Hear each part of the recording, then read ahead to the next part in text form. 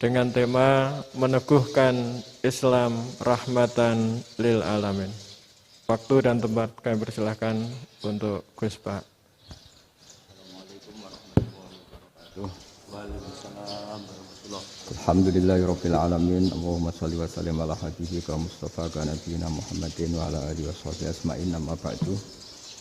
Yang kita hormati Bapak Rektor UMN Dr. Fauzan MPD, Bapak Suparto, Bapak Haris, Bapak Stardi, dan Bapak Irwinto, juga Direktur Telkom Bapak Mungkas, teman-teman UMM dan semua yang mendengar yang kami hormati.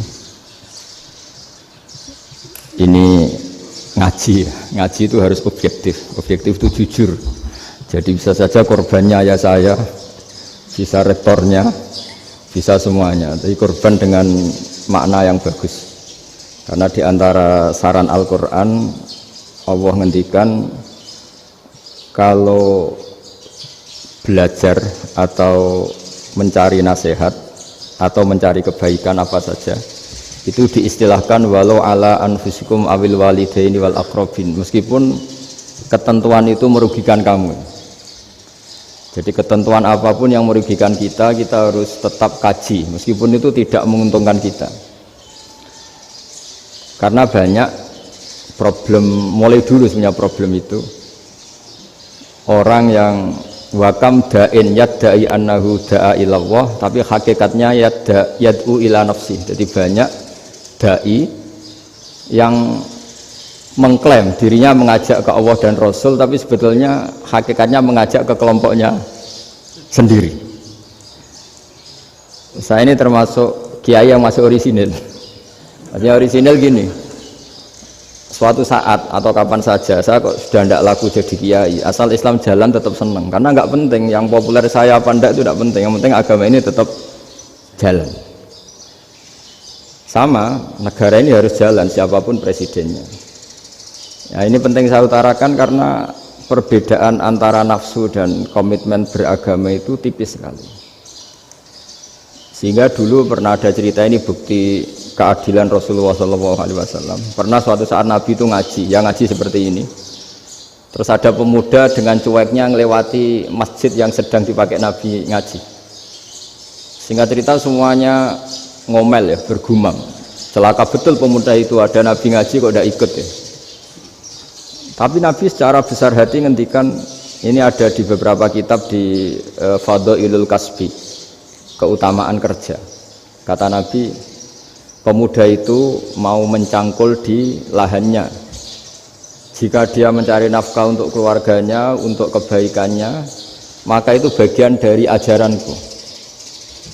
Jadi Nabi berbesar hati bahwa kerja seperti itu bagian dari ajarannya. Jadi tidak harus datang ke majelis ngaji. Dan bisa saja yang sedang hadir itu ya orang yang hindari istrinya minta belanja, dari ngaji terus benar dituntut belanja kan gitu. Mungkin anak-anak UMM yang kesini daripada tengok-tengok yang Malang bosen jalan-jalan ke Rembang gitu. Ya, jadi nggak mesti benar juga niatnya gitu. Jadi ya sama itu. Jadi kalau di dunia kiai yang masih orisinil itu, nafsu itu benar-benar dilatih. Maka masyhur dalam cerita ada orang perang sama Ali radhiyallahu anhu. Ketika perang ini sangat semangat, tapi ketika orang itu meludahi dan Sayyidina Ali ini tersinggung karena diludahi, Sayyidina Ali langsung angkat tangan, sudah perangnya nggak usah diteruskan, karena saya marah sama kamu sekarang demi nafsu, karena kamu meludahi saya, padahal saya tadi motifnya demi Allah dan Rasul. Jadi sangat tipis bedanya kita emosi karena diri kita dan emosi karena Allah dan Rasul. Sehingga ketika diludahin ini terus beliau mikir, jangan-jangan perang saya karena saya diludahin. Nah, yang hilang dari peradaban modern adalah Allah itu tidak begitu hadir di hati kita. Saya sering cerita di mana-mana, teks hadis itu sebenarnya berbunyi gini, ini hadis sahih. Mangka na yu'minu billahi wal yaumil akhir fal yukrim jarohu. Ada yang fal yukrim jarohu doifahu, ada yang fal yakul khairan aw yasmut. Siapa yang iman dengan Allah dan Rasul maka harus memuliakan tetangganya, memuliakan tamunya. Dulu itu ada seorang ulama dipanggil anak muda, dibully terus sekarang. Wahai kiai, datang ke rumah saya. Datang kiai itu. Setelah sampai ke rumah orang itu, silakan kiai kembali ke rumahnya. Saya tidak butuh kiai. Kiai itu dengan riang kembali. Setelah di rumah dipanggil lagi. Pak Yai, silakan datang ke rumah saya. Datang lagi. Ya senyum-senyum kiainya santai. Wah, nggak jadi butuh Pak Yai, silahkan kembali lagi. Sampai 3 kali. Oh itu kalau rektor digitukan marah itu. Dosen marah. Kiainya santai. Santai, senyum-senyum, rileks. Ketika ditanya, kenapa Pak Yai tidak tersinggung? Jawabannya unik. Anak muda, saya ini senang sekali nuruti perintah Allah, disuruh menghormati tetangga. Sehingga ketika Anda manggil, ya saya datang. Ketika Anda nyuruh pulang, ya saya pulang. Saya senang sekali nyenangkan tonggo. Dan itu perintah Allah, jadi tidak ada hubungannya dengan kamu. Wah, pemudanya nangis minta dimaafin. Kalau kita kan enggak, kita ini dosen, kiai, mungkin kita doktor, mungkin kita profesor. Tapi kita ini sering didikte oleh orang bodoh. Kalau orang bodoh itu jengkel, lo kita ya jengkel. Lo kamu jengkel, dijengkelkan orang bodoh itu namanya terdikte. Itu bodoh apa pinter? Wah, itu tidak pinter sama sekali. Kalau betul-betul kamu pinter, hanya bisa didikte oleh Allah Subhanahu wa Ta'ala. Jadi antara hukum Allah apa? Wa ahsin man asa'a ilaika, berbuatlah baik sama orang yang berbuat buruk sama Anda. Itu dikteannya Allah. Kalau dikteannya orang-orang bodoh kayak dimangkel ben mangkel, terus kamu mangkel. Itu bodoh apa pinter? Nah, problem kita kekinian adalah wong pinter, wong bodoh itu podo-podo bisa didikte oleh sekelilingnya. Terus karuan wataknya perempuan seperti itu, wataknya anak-anak seperti itu, kita didikte. Anak-anak jengkelin kita mangkel, berarti kita didikte oleh orang bodoh. Makanya agama itu unik, kadang ngendikan wa ahsin man asa'a ilaika, kadang wasil man qata'aka, sambunglah orang yang memutus kamu. Karena dengan demikian kita hanya didikte oleh Allah Subhanahu wa Ta'ala, bukan didikte oleh hukum sosial. Cara Jawane nak ngapiki tangga sing apik akeh tunggale. Berbuat baik sama yang berbuat baik pada kita itu, mbok orang fasik ya seperti itu, maling ya seperti itu, sama. Tapi kalau berbuat baik sama orang yang berbuat jelek sama kamu itu baru luar biasa. Dan memang teksnya hadis wa ahsin man asa'a ilaika, berbuat baiklah sama orang berbuat buruk sama kamu. Jadi nggak boleh orang didikte. Makanya ngaji di sini diantaranya saya akan cerita dalam sebuah hadis sahih, dalam hadis hasan yang diriwayatkan Imam Tirmidzi, ada kalimat dari Rasulullah SAW. Dawe Nabi, la takunu imma'atan taquluna in ahsanan nasu ahsanna wa in dzalamu dzalamna walakin watti'u anfusakum in ahsanan nasu an tuhsinu wa in asa'u alla tazlimu. Kamu jangan jadi orang yang mudah diombang-ambingkan oleh orang sekeliling kamu, yaitu kamu mengatakan jika orang baik ke saya akan baik, jika orang buruk ke saya juga akan membalas buruk. Itu namanya Anda didikte. Tapi berkomitmenlah kamu akan berbuat baik meskipun orang lain berbuat buruk. Nah sekarang logika sosialnya begini, kalau di Indonesia itu ada 1000 kiai, ada 1000 profesor yang ingin membenahi Indonesia, rata-rata orang awam itu semau gue, terus mereka mendikte kita, perilakunya nggak simpatik, perilakunya jengkelin, terus 1000 profesor ini ikut jengkel, itu kira-kira jadi solusi apa goblok bareng? Sama 1000 kiai ini ikut jengkel, ini jadi solusi apa goblok bareng? Goblok bareng. Nah problem sekarang kita ini biasa didikte orang bodoh. Nah makanya ciri khas orang muslim itu kata Nabi, mangkana yu'minu billahi wal yaumil akhir. Jadi baik tetangga karena perintahnya Allah dan Rasul. Pentingnya apa? Bedanya karena berbuat baik ini perintahnya Allah, mbok tonggo apik lah kita tetap apik karena perintahnya Allah dan Rasul. Begitu juga dengan hubungan dengan istri, dengan anak. Bojomu lagi cerewet lah ya tetap apik. Karena dengan cara itu kita hanya tunduk kepada Allah dan Rasul. Tapi kalau kamu, istri saya kalau baik ya saya baik, kalau enggak ya enggak. Berarti Anda didikte oleh perilakunya dia. Itu latihan, ya kalau dalam bahasa pondok, latihan jadi wali itu yang paling berat. Nabi itu kalau sama orang munafik itu sabarnya Masya Allah. Padahal Nabi berso kalau orang itu orang munafik. Karena dengan cara seperti itu, bahwa kebaikan Nabi pada seseorang itu atas perintahnya Allah dan Rasul, bukan atas nama servis. Kalau Nabi hanya baik kepada Abu Bakar, itu mungkin orang bilang, wis adune wong Abu Bakar baik sama Nabi. Tapi kalau Nabi baik sama orang munafik, Abdullah bin Ubay bin Salul, itu kalau nggak perintahnya Allah dan Rasul itu nggak bisa. Nah ini cobalah berlatih seperti itu, sehingga kita tidak mudah didikte. Ya saya ulang lagi, nggak mudah apa? Didikte. Maka di antara kebaikan Allah dan Rasul adalah bahkan orang dolim saja diberi jatah rahmat. Makanya tadi seperti mukadimah yang dibaca Pak Haris tadi, agama ini rahmatan lil alamin. Orang yang dolim saja dapat jatah apa? Rahmat, apalagi yang soleh. Nah kemudian yang perlu dicatat, kenapa kita menjadi enjoy dengan Islam? Islam itu adalah agama yang tidak didikte oleh materi. Jadi kalau Anda ingin makan enak, mungkin kalau pikiran kebanyakan orang, anak-anak muda yang milenial, yang gaul, ingin makan enak ya makan yang disukai. Misalnya sate atau bakso Malang atau apa. Kalau orang-orang yang jadi wali gak gitu cara berpikir. Ini yang masih orisinil. Ditanya, ini dunia baru kesulitan makanan, baru resesi. Cara makan enak gimana? Jawabannya lucu. Ya gampang, idamuhu alju. Idam itu lauk. Kalau kamu ingin makan lauknya paling enak apa? Alju. Kamu harus lapar banget. Sampai kalau puasa itu melihat tempe itu wah luar biasa. Tapi kalau kamu nggak puasa, air putih itu nggak menantang. Tapi kalau puasa, tempe air putih itu menarik dan Anda tetap lahap. Apa? Karena lauk terbaik adalah alju, yaitu lapar. Nah tapi kita ini enggak, kita ini kayak orang bodoh. Kayak orang bodoh tadi, profesornya makan nyaman ya kalau sesuai selera. Nah itu kan sama dengan anak-anak ABG. Anak ABG itu makan lahap ya kalau yang disukai. Lalu bedanya apa ABG sama profesor? Kalau cara berpikir masih sama kan itu. Kiainya juga gitu, kiai makan enak kalau yang disukai, kalau enggak. Lalu bedanya apa kiai sama orang awam? Orang awam juga gitu, makan lahap ya kalau yang disukai. Nah ternyata perilaku kita ini yang pintar sama yang bodoh sama mas. Kalau kamu ingin berkasta lebih baik, itu cara makan enak itu apa? Idamuhu al-ju'. Lauk terbaik adalah karena kita sangat lapar. Makanya masyhur dalam cerita-cerita tarikh sirah nabawiyah, Nabi diberi hadiah, beberapa hadiah. Di antaranya ada yang diterima, ada yang enggak. Termasuk yang dikembalikan itu dokter. Ada seorang raja memberi hadiah Nabi dokter Tobit. Itu sama Nabi dikembalikan. Karena dokter ini sudah lama kumpul Nabi itu enggak pernah sakit.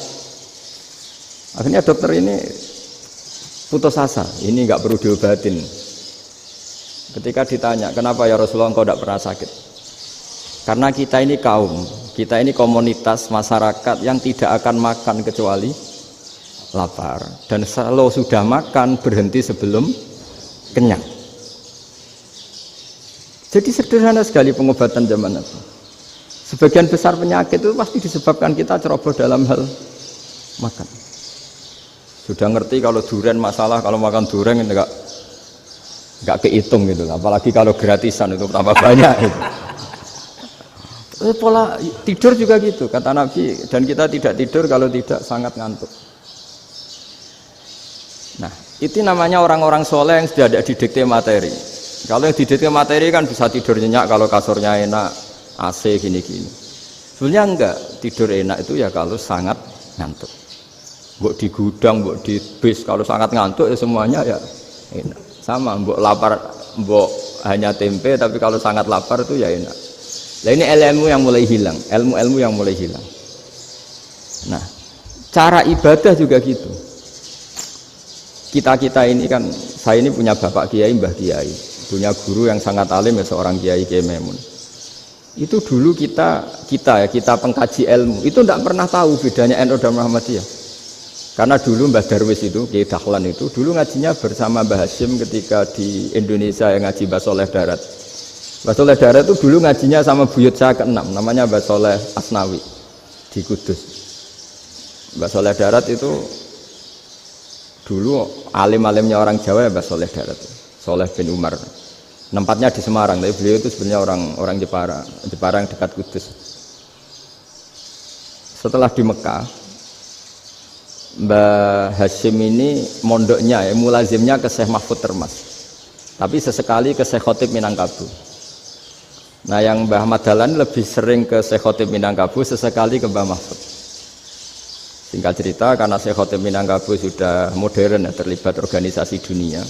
Pas itu beliau pengagum Muhammad Abduh, pengagum Rasid Ridho, sehingga bawaannya Mbah Dahlan itu lebih pergerakan karena beliau lebih ngidolakan Syekh Khotib. Nah Syekh Khotib sendiri sebenarnya orang Minangkabau. Jadi beliau namanya Muhammad saja sebenarnya. Jadi menantunya orang Arab. Oh itu dicibir mertuanya ini karena punya mantu orang Jawa, orang ndak Arab. Singkat cerita terus si mertuanya bilang gini, kamu jangan pernah bilang kalau orang Arab itu mansa kanal Arab, orang yang bertempat di Arab. Walakin mantakallama bi arabiyyin fasihin, tapi orang bisa ngomong Arab secara fasih. Singkat cerita, kalau kamu tidak percaya, nanti suatu saat menantu saya kalau Jumatan, tidak usah kamu kasih tahu, langsung suruh jadi khotib. Nggak usah kamu kasih tahu, syaratnya tidak usah kamu kasih tahu. Kalau sekarang kan enggak. Kalau dosen mau jadi khotib kan mengumpulkan materi dulu. Lucunya di antara materinya itu dari TV, makanya jadi ribet kan khutbah sekarang. Kalau musim corona ya akan ngomong corona, musim apa yang ngomong apa. Jadi lagi-lagi didikte oleh media. Sebenarnya kalau ngomong kan sesuai kebutuhan umat, ini obatnya apa, tapi enggak sesuai trending topik, itu kan kayak anak-anak gaul. Ini dokter kok gitu kan aneh. Singkat cerita si khotib ini enggak dikasih tahu, saya Muhammad tadi enggak dikasih tahu, langsung disuruh khutbah. Fatakallama bikalamin fasihin, dia ngomong fasih sekali, bahkan ngalah-ngalahi fasihnya orang Arab asli. Semenjak itu beliau dapat gelar al-khotib, orang yang cakap berpidato berkhutbah. Makanya terus dia Khotib Al-Minangkabau. Jadi orang Indonesia itu luar biasa. Dulu yang namanya orang Indonesia di Arab Saudi itu dihormati sekali, karena yang ke sana itu pasti ulama. Sudah alim di Indonesia ke sana, termasuk Mbah Ahmad Dahlan, Mbah Hashim dulu karena sama-sama muridnya Mbah Soleh Darat. Lama-lama yang ke sana itu TKI TKW itu ya mulai agak dibully. Dulu Syekh Nawawi di antara ijtihad yang dihormati itu beliau mengkritik nyuwun sewu orang yang kan orang biasanya normalnya kan muji orang mati syahid. Hebat orang mati syahid itu hebat gini. Oke, kita sepakat orang mati syahid itu hebat. Tapi kata Imam Nawawi dengan syarat niatnya itu li'ila'i kalimatillah dan itu bawaan takdir. Saya ulang lagi, itu bawaan takdir, harus mati di medan perang. Tapi tidak boleh seseorang ini niat perang tapi niatnya supaya syahid. Karena kalau begitu berarti dia berniat supaya menjadi maktulal kafir, orang yang dibunuh orang kafir. Kedua, dengan dia mati berarti pasukan Islam berkurang. Berarti dia ingin pasukan berkurang, hanya ambisinya dia ingin langsung ke surga. Misalnya pasukan orang Islam itu 10, orang kafir 10. Kalau kamu ingin syahid berarti mati 1 kan, tinggal 9 kan. Nah kalau yang seperti itu 10 kan mati semua. Gara-gara ingin syahid akhirnya perangi rapati tenanan, benang mati, benang mlebu swarga. Kata Syekh Nawawi, ya enggak. Kalau kamu perang sama orang kafir ya niat menang. Dengan niat menang ini kamu ingin li'ila'i kalimatillah. Tapi kalau kamu ingin syahid berarti kamu menuruti keinginan nafsu kamu nang cepat masuk surga. Itu orang Arab kagumnya bukan main. Karena di mana-mana orang itu dinilai dari niatnya. Paham ini ya? Tapi perang loh ya, dalam kondisi perang, bukan teroris. Perang itu artinya orang kafir yang ingin bunuh kita, itu perang namanya apa? Perang.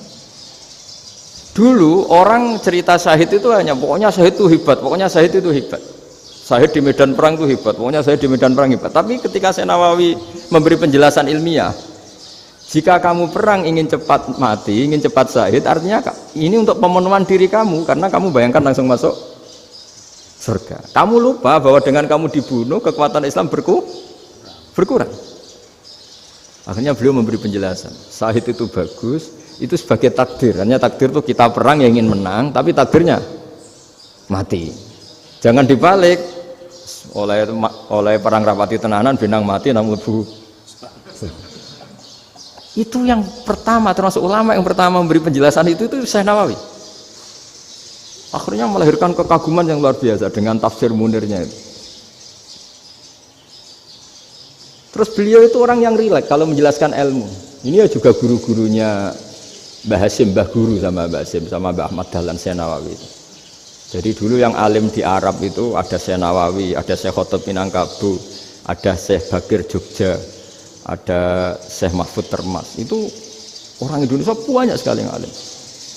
Bahkan diantaranya yang dikagumi Al-Azhar itu juga orang Indonesia, nama Syekh Abdul Manan, itu mbahnya Syekh Mahfud Termas. Itu pertama ada duta besar Indonesia di Mesir, itu termasuk barokahnya Mbak Abdul Manan tadi, itu juga orang Indonesia. Jadi pemahaman ulama Indonesia itu khas, termasuk ketika memaknai apa? Syahid.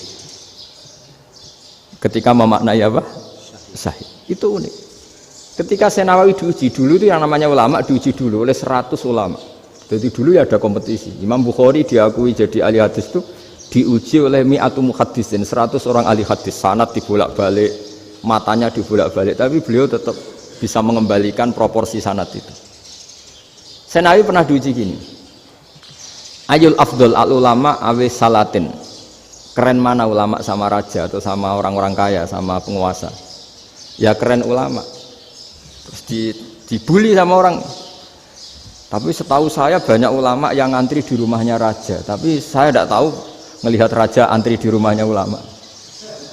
Kan kebanyakan kan mungkin ustadz atau kiai yang antri ngajukan proposal kan enggak.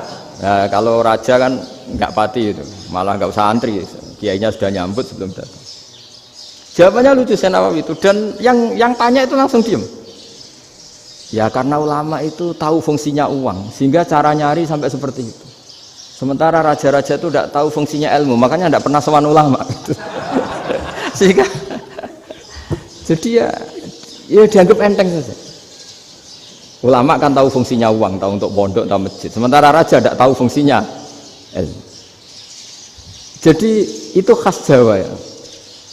Khas Jawa, khas Indonesia. Apa-apa yang menurut orang banyak dengan tanda kutip itu buruk atau baik, itu orang Jawa menafsirkan tuh gampang saja. Sehingga semenjak itu Jawa itu dipandang betul. Saya punya kitab namanya Qadhayal Haji wal Umrah. Itu terbitan Hayatul Ulya Arab Saudi, milik Wahabi. Itu diantara fatwa yang dipakai untuk solusi muskilatul haji, problem-problem haji kekinian. Itu fatwanya syekh-syekh yang dari Indonesia, termasuk Syekh Khotib Minangkabau, Syekh Nawawi Banten, Syekh Bakir Nur Jogja. Misalnya begini, dalam fatwa-fatwa yang menyulitkan kita ya, sampai sekarang jadi perdebatan. Ketika Safa dan Marwah itu dengan batas tertentu, saya ulang lagi dengan batas tertentu, mau tidak mau atas nama kebutuhan, itu kan butuh perluasan. Karena kalau naik turun itu mudah disepakati ulama. Jadi misalnya gini ya, saya punya tanah seluas ini. Pasti orang akan mengatakan sampai bawah ya tanah saya, sampai atas tanah saya. Itu mujma' alaih, itu disepakati. Sehingga Nabi ngendikan al-Ka'bah min tuhumil ardi ilas sama Ka'batun. Ka'bah sampai ujung bumi, sampai ke aras semuanya Ka'bah.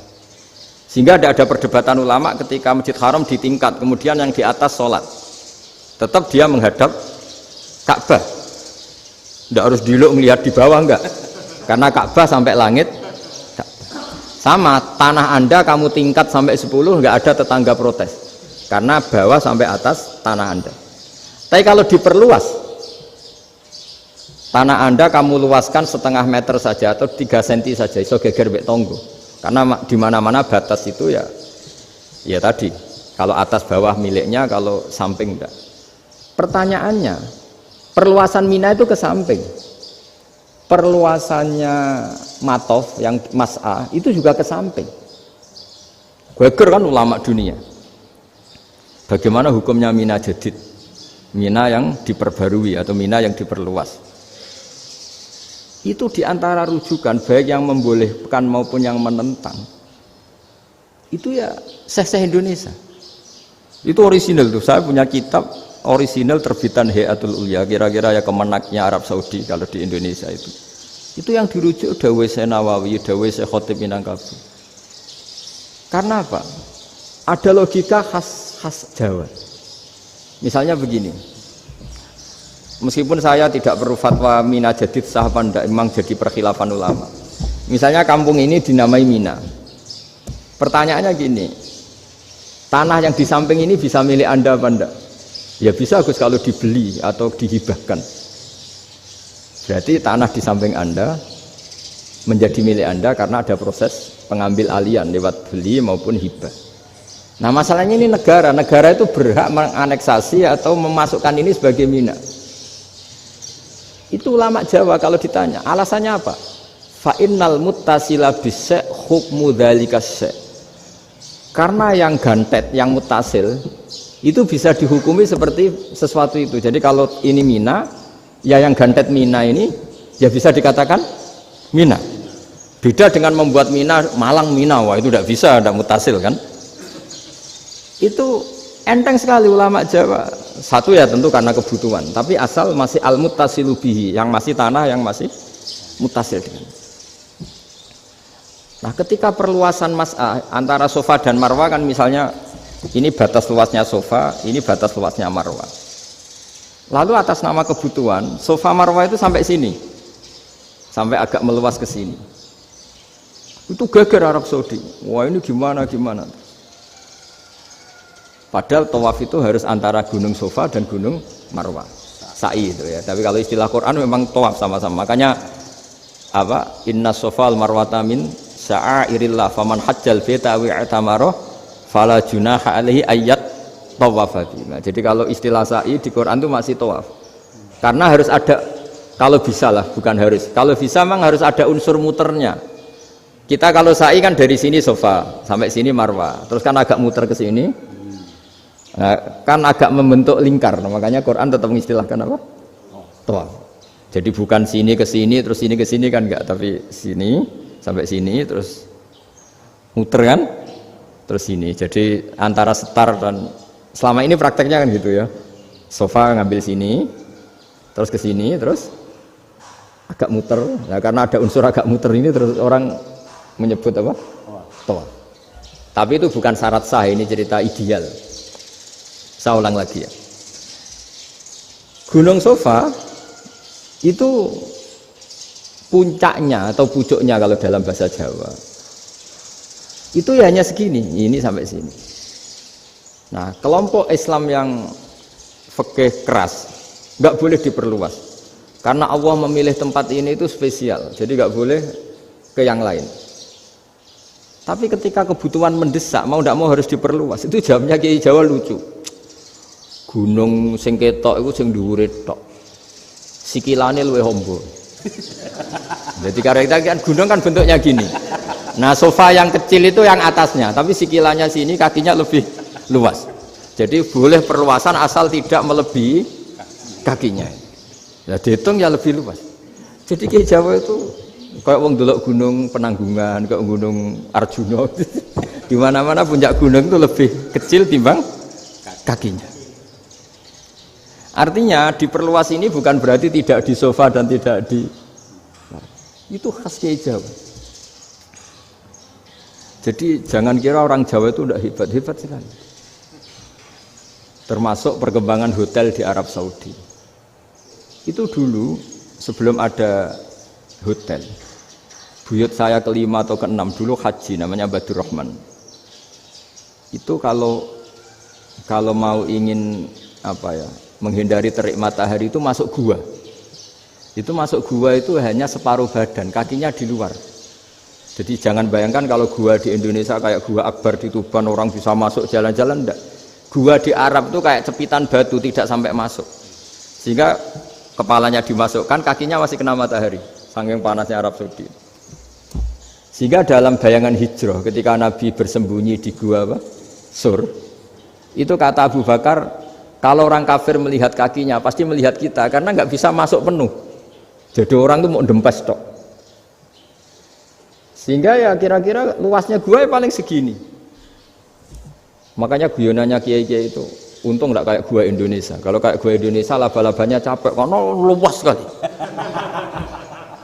Jadi jangan bayangkan gua Arab tuh kayak gua Indonesia. Makanya bayangannya andai kan orang tuh melihat ke bawah pasti melihat kita karena orangnya nggak bisa masuk penuh, nggak bisa masuk 100%. Ya kayak cepitan batu lah mirip. Itu kan mirip Gunung Uhud. Gunung Uhud kata Rasulullah nanti kalau kamu perang itu di atas, menang atau kalah di atas. Musuh biar di bawah. Dengan di atas kamu bisa manah. Jangan bayangkan kayak Gunung Merapi, kayak Gunung Penanggungan. Nah, kalau Gunung Penanggungan manah ke bawah yang leyang kan. Jadi gunung di Arab itu kayak bukit. Ya sampean pernah kan ke Uhud itu ya sama ini aja tinggi ini kan. Nah ini yang mulai ada mis. Makanya nerjemah itu susah di Indonesia. Karena jabal itu udah harus tinggi. Kalau tinggi nggak bisa manah dari atas ke bawah kan nggak ngefek kan. Sampai kalau ke Uhud gunungnya kan pendek sekali sehingga yang manah dari atas ke bawah ya kalau kena musuh ya celaka karena memang dekat. Ya kalau gunung Indonesia manah dari atas ke bawah yang leyang nggak ngefek. Nah itu susahnya nerjemah bahasa Arab ke kita. Jadi apa ya? Transkrip itu nggak gampang karena ada pengertian yang beda. Kita kalau bilang gunung itu tinggi sekali. Lama-lama yang di Indonesia ini orang-orang yang bodoh. Sehingga orang Jawa kalau ke sana dibully, ya Jawa tak kuluh kaya. Orang Jawa itu penggaweannya itu makan ular. Karena belut itu kalau di kamus itu persis ular. Dulu itu kan kamus tidak full color. Gara-gara gak full color, gambar belut sama ular itu sama. Belut itu belut sama ular kalau nggak full color gambarnya sama apa enggak? Sama. Terus orang Jawa itu kan masih banyak yang makan bajing itu apa? Ketupai itu. Bajing kalau digambar tidak full color sama dengan tikus. Gambar yang tidak warna hitam putih. Sehingga kita ini dibully pemakan tikus dan pemakan ular. Karena belut itu persis ular kalau digambar yang tidak full color. Sampai datang Syekhona Khalil, datang ulama. Ngarang kitab ya judulnya Al-Belut.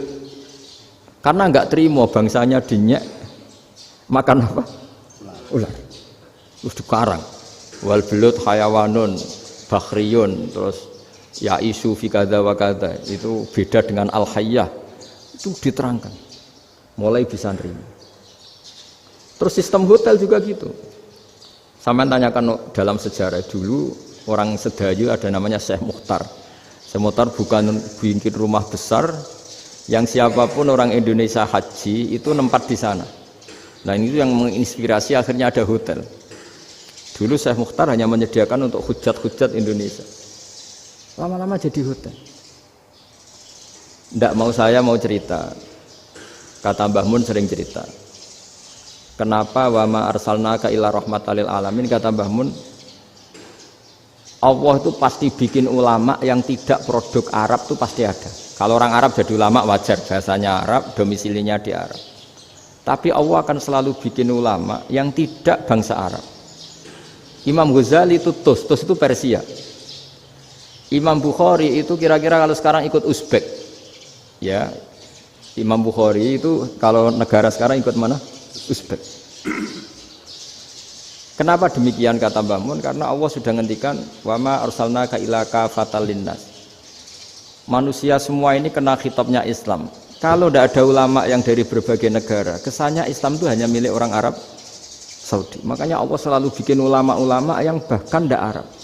Termasuk Imamul Muhaddisin, yaitu Imam Bukhari, itu orang Uzbek, orang Rusia lah kalau sekarang ikut Uni Soviet dulu.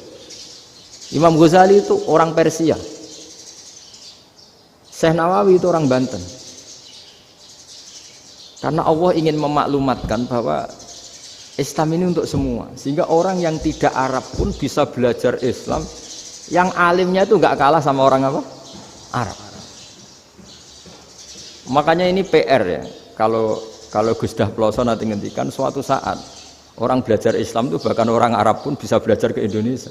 Kalau orang Indonesia bisa alim betul kayak dulu. Sekarang banyak liga antar ulama. Itu orang Indonesia pasti masuk. Ulama-ulama top dunia. Itu pasti orang Indonesia banyak yang masuk. Karena tadi, ketika orang Indonesia baca kitab, itu orang Arab itu kagum. Kok bisa tidak bahasanya baca secara benar? Bukan sekedar bisa baca secara benar. Karena memang dilatih sedemikian rupa di pondok-pondok. Makanya kita semua lah yang alim di Indonesia itu kemana-mana ya pasti alim. Dulu putra Mbah Mun namanya Gus Zofur itu tahun pertama ya sudah the best di tahun pertama. Kalau tahun pertama the bestnya ilmunya bawaan dari sarang, dari keluarganya. Gus Naji mondok di Said Muhammad tahun pertama sudah dipuji sebagai yang teralim karena ya sanggup. Kalau dipujinya tahun ketiga, tahun keempat kan mungkin dapat dari sana. Ini tahun pertama. Saya ulang lagi tahun pertama. Karena pengajaran di Indonesia itu luar biasa di pondok-pondok ini. Makanya kalau dalam anekdot pondok itu cerita-cerita lucu itu. Ada orang Jakarta ngaji, setelah di kelas itu pelengahan terus. Melihat jendela, lihat pintu terus. Lama-lama gurunya marah. Kamu diajarin kok ndak punya sopan, melihat pintu terus gak memperhatikan guru. Anak Betawinya jawabnya lucu. Habis Pak Guru bohong. Kenapa ya? Kamu Pak Guru bilang Ja'a Zaidun, Zaid datang. Tak lihat gak ada yang datang. Setelah itu contoh nasab kan ro'a itu Zaidan. Saya melihat Zaid, saya gak melihat Zaid. Contoh ketiga yang jer kan maror tuh Zaidin. Saya berjalan ketemu Zaid. Pak Guru diam di situ gak jalan-jalan. Jadi saking detailnya Indonesia dia cari. Kalau rofa Ja'a Zaidun, kalau nasab ro'a itu Zaidan, kalau jar maror tuh Zaidin. Nah si murid Betawi ini karena pertama sekolah, ngiranya gurunya itu cerita Zaid datang, makanya dia ngelihat pintu terus. Mana katanya datang kok tidak datang-datang.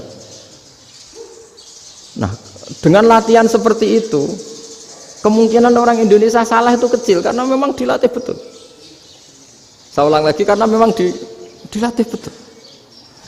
Sehingga ketika orang Indonesia ini yang cerita seorang wartawan. Ini kisah nyata. Kali ini tidak anekdot, kisah nyata.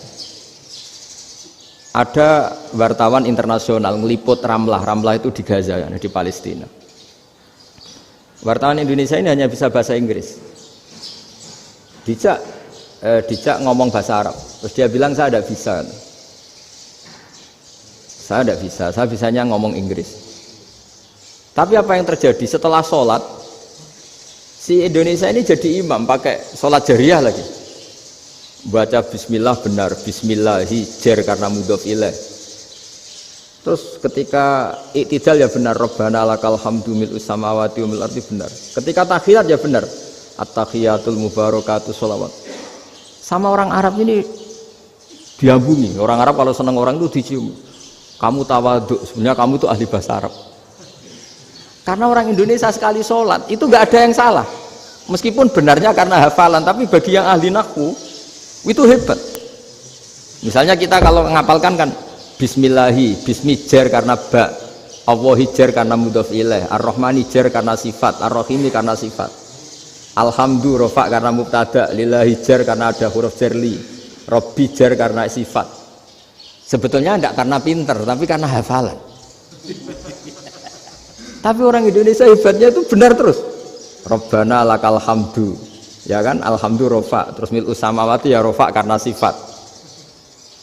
Sehingga terus orang Indonesia kalau sholat di Timur Tengah itu dipuji. Karena makhrajnya ya benar, rofa nasabnya juga benar. Nah itu di negara lain tidak ada enggak Indonesia. Orang Cina itu sering bikin marah orang-orang Arab karena kalau dongo itu nggak fasih kayak orang Indonesia. Orang Indonesia kalau dongo ya Allahumma tohir qalbi. Orang Cina ini yang jadi guyon di Arab. Allahumma tahir kalbi gitu. Itu kan bedanya aja loh. Itu orang Arab pertama membiarin, lama-lama kalbun entak gitu. Maksudnya asu-asumu gitu. Karena dia bilangnya qaf itu kaf. Jadi kalau Allahumma do Allah tohir, kalau aturi nyucekno panjenengan kalbi ing asu ingsun kan. Tapi kalau qalbi itu ati ingsun, tapi kalau kalbi anjing ingsun. Bedanya qaf sama kaf. Ada orang Arabnya kalbun entak, asu-asumu maksudnya kan. Tapi padahal orang Cina itu paling dilihat teksnya ya pakai qaf. Orang Indonesia enggak, mulai kecil dilatih sak fase-fase. Sampai ya sulit betul latihan Fatihah itu. Kalau di Kudus malah sampai 3 bulan Fatihah. Sampai at-tahiyyatu, kurang lagi, kurang bersih. At-tahiyyat sampai gitu. Sampai ada cerita itu orang dipanggil maftuhin itu enggak melengak, harus maftuhin. Baru melengak. Tapi barokahnya itu orang Indonesia kalau dongo memang benar-benar Allahumma tahhir qalbi. Ya Allah sucikan hati kami, bukan tahhir kalbi. Karena sekali jadi kaf itu maknanya anjing saya, ya Allah sucikan anjing. Jadi ini orang Indonesia. Jadi kata Mbah Mun, dawuh Mbah Mun, illa kafatal linnas, bahwa agama ini milik semuanya. Itu diantara bukti Allah menghendaki atau mendesain Islam seperti ini, orang yang belajar di Indonesia itu pengetahuannya Islam, pengetahuannya tentang Islam itu tidak kalah sama yang belajar di Al-Azhar, sama yang belajar di Arab Saudi. Makanya ini PR-nya UMM, PR-nya IAIN, PR-nya UIN. Bisa enggak sealim mereka dalam bahasa Arab? Nah, bahasa Arabnya mau man anta, ana zaidun. Jangan sampai, karena kita di sana ini kadung dibully. Orang Arab tuh kalau bully kita, sampai tak kasih cerita. Itu ngawurnya Masya Allah. Kata dia, ada anak orang Indonesia haji. Si anaknya orang Indonesia yang dijotos sama anaknya orang Arab. Dijotos, dipukul. Singkat cerita terus si orang Indonesia nggak terima, anaknya yang orang Arab dipukul. Yang balas bapaknya. Orang Arab tanya, lima ada dorobta ibni, kenapa kamu mukul anak saya? Itu orang Indonesia bahasa, wah anakku biasa. Jadi hanya bilang gitu. Artinya anak saya dihada ya maka tak ada. Bahasa Arabnya gitu. Anak saya dipukul maka saya balas mukul. Itu orang Arab mantuk-mantuk oh gitu. Paham? Suatu saat ada orang Indonesia itu sama orang Arab itu dilus-lus. Dilus-lus itu ya digini-giniin. Karena dia latihan bahasa Indonesia, latihan bahasa Arabnya itu masih mufrodat. Jadi kalau mengartikan yadun itu tangan, saro itu jalan. Jadi kalau jalan ya saro-saro. Roksun itu kepala. Ana itu ingsun. Jadi karena dia nggak ngerti penggunaannya. Itu bahasa Arabnya itu yadun anta. Jadi bukan yaduka tapi yadun anta. Berarti tangan kamu. Saro-saro itu jalan-jalan. Ala roksi anak yang atasnya sirah ingsun. Jadi mestinya yang benar kan yaduka saro ala roksi atau gitu. Tapi enggak dipotong-potong. Yadun tangan kan, anta kamu. Berarti tangan kamu. Saro-saro jalan-jalan. Roksun itu sirah, anak ingsun. Jadi di atas kepala saya. Orang Arab tertawa-tawa. Tapi paham. Maksudnya seperti itu. Jadi kita ini dibully di Arab itu Masya Allah. Jadi akhirnya lahirlah ulama-ulama tadi yang saya sebut tadi. Bahkan pernah lama sekali ulama Indonesia itu jadi master di Arab Saudi. Yaitu Senawi Banten. Itu kalau orang sana bilang itu Sayyidu Ulama Il-Hijaz. Top-topnya ulama Mekah Madinah. Padahal beliau orang Indonesia. Dan dimakamkan di Ma'la itu dekat makamnya Sayyidah Khadijah. Karena sangat dihormati. Nah, di antara sebab dihormati adalah ketika orang memahami syahid, maknanya pokoknya maktulal kafir. Syahid itu adalah orang yang kalau perang itu mati di medan perang. Itu Imam Nawawi merinci secara detail. Kalau dia perang supaya tujuannya mati syahid cepat ke surga, berarti dia nuruti hadzun nafsi, ingin cepat ke surga. Tapi dia lupa bahwa dia dengan terbunuh pasukan Islam berkurang kekuatan. Maka syarat perang yang benar adalah ya ingin menang. Di mana-mana perang ya lillahi kalimatillah, supaya kalimat Allah itu menang, jangan ingin kalah. Soal dia mati takdir, tapi jangan ingin mati. Wah, itu terus dikagumi. Ternyata memang oh iya ya, kalau pasukan Islam 10 kafir 10 kita ingin syahid, berarti ya kalau orang ingin syahid kan terus mungkin perangnya ada hati-hati, main ngawur saja terus kalah mati. Sudah kalon satu kan, terkurangi satu kan. Nah kalau semuanya 10 punya niat gitu, nah itu Senawawi. Senawawi itu orang yang begitu gampang nerangkan Quran. Bahkan ketika orang Arab kesulitan ngartikan famathaluhu kamathalil kalbi intahmil alaihi yalhas atau tatrubuna yalhas. Orang tomak itu ibarat kayak anjing. Anjing itu kamu kasih makan ya tetap melet, menjulur-julurkan lidahnya, kamu ndak ya ndak. Itu Imam Nawawi ditanya, ma wajusibbi, lalu wajah tasbihnya di mana? Beliau menjawab fitoma. Jadi anjing punya dua sifat yang berlawanan. Di bab ilmu dipuji, nggak ada hewan yang mudah menerima ilmu kayak apa? Anjing. Sehingga Quran mengistilahkan wama alamtum minal jawarihi mukallibin. Hewan yang mudah diajari itu oleh Quran dibahasakan sudah menganjing. Karena anjing adalah hewan yang paling mudah apa? Diajarin. Itu diakui oleh Quran wama alamtum minal jawarihi mukallibin. Tapi dia punya sifat yang sangat buruk sekali, yaitu nggak pernah puas. Makanya ketika Bal'am bin Ba'ura, ada tokoh yang kedonyan ya, itu kalau diistilahkan Quran walakinnahu akhlada ilal ardi wattaba'a hawa famasaluhu kamatsalil kalbi in tahmil 'alaihi yalhas aw tatrukhu yalhas. Jadi anjing punya dua sifat yang berlawanan. Di bab ilmu dipuji karena paling mudah diajarin. Itu saya pernah ke Malaysia, diceritain sama polisi Malaysia. Anjing itu saking cerdasnya itu bisa deteksi CD palsu sama CD bajakan, asli sama bajakan. Itu kan nggak kebayang. Kalau narkoba mungkin masih ada bau khusus ya. Atau mesiu atau bom masih ada bau khusus. Ini enggak. Anjing itu dilatih ngecek CD yang asli sama yang palsu. Wah itu kebablas itu pinternya itu. Itu harganya itu 1 miliar lebih. Paling mahal. Jadi mungkin bisa deteksi ini dosen betul apa abal-abal itu bisa. Itu kiai betul apa kiai pesanan itu mungkin bisa. Itu saya punya kitab namanya Al-Hayawanul Kubro. Itu cerita prestasi-prestasi hewan. Itu yang berkuras-kuras sampai berjilid-jilid. Itu ya cerita anjing. Tidak ada hewan sebaik anjing. Di bab itu ya, di bab sampai ya tadi ada anjing yang sangat loyal sama majikannya. Loyalnya Masya Allah, sopannya Masya Allah. Anjing itu mbok lama berbakti sama sampean, nggak mau tidur di ruang tidurnya sampean, dia tetap tidur di luar. Corong Jawa nggak ngelama. Suatu saat si raja ini minum, wisata minum. Pas mau minum diterjang sama anjingnya sampai tumpah. Kecewanya raja ini itu karena selama ini anjingnya sopan sekali. Sekedar ganggu di ruangannya nggak pernah, malah ini mau minum, minuman yang disukai diterjang anjingnya tumpah. Marah kan anjingnya di mana? Ternyata apa? Minuman itu anjing ini tahu kalau minuman itu beracun, diracuni oleh musuhnya. Itu saking hebatnya anjing sampai ketika ngawal rajanya itu tidak sekedar ada penjahat atau maling. Bahkan trik-trik kayak minumannya diracun oleh orang lain itu anjingnya tahu.